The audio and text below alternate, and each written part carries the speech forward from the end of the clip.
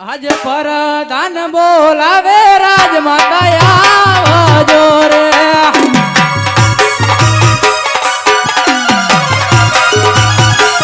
એ આવો તમે રાજ રે દરબાર પરદાન બોલાવે રાજમાતા આવજો રે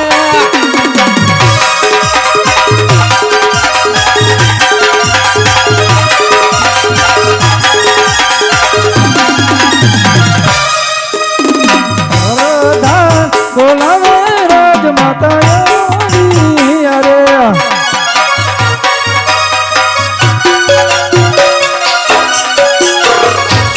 આયો વીર રાજાને દરબાર બળદાન બોલાવે રાજમાતા અરે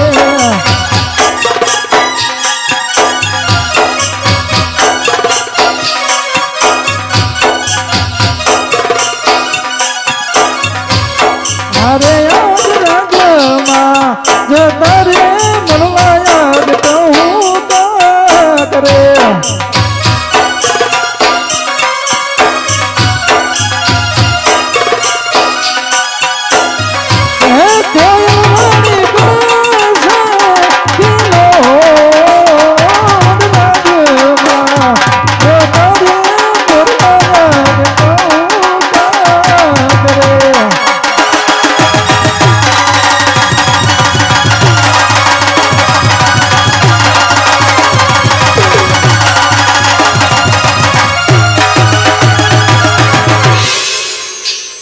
બધા કોઈ દિવસ નહીં આજ રાતની અંદર શું મારા કામ થયા કામ તો મહારાજાને પડ્યા અરે કોઈ દિવસ નહીં આજ મારા સોમનાથના મુકડા ઉદાસ કેમ લાગે છે તો લાવીને ચરણોમાં લાખ લાખ વંદન કરી અને એના મનની વાત પૂછું એ જે આજ સતી રે આવીને સ્વામીને ચરણ નમે